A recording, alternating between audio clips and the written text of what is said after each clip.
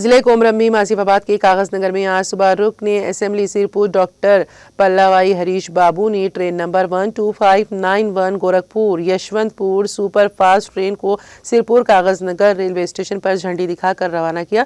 इस मौके पर बात करते हुए उन्होंने कहा कि रुकने पार्लिमान आदिलाबाद की मरकजी रेलवे वजीर से कामयाब नुमाइंदगी पर नागपुर से सिकंदराबाद वंदे भारत एक्सप्रेस और Sanghamitra express, Yeshwantpur express, Pataliputra express ट्रेनों को कागजनगर स्टेशन पर स्टॉप दिया गया।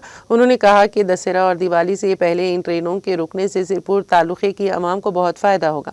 ये बता दें कि सन 2020 कोरोना वबा के वक्त मज़कूरा ट्रेनों का सिरपुर कागजनगर स्टेशन पर स्टॉप मनसूख कर दिया गया था। इस मौके पर उनके हमरा बीजेपी महिला मोर्चा की जिला सदर श्रीदेवी, साबिक काउंसलर सिंधम श्रीनिवास, मुकामी अवाम और दीगर ने हिस्सा लिया। కాగజ్నగర్ రైల్వే స్టేషన్ లో గోరఖ్పూర్ యశ్వంత్పూర్ రైలు హాల్ట్ సందర్భంగా జెండా ఊపి ఆ హాల్ట్ ను ప్రారంభించడం జరిగింది। చాలా సంతోషకరమైన విషయం।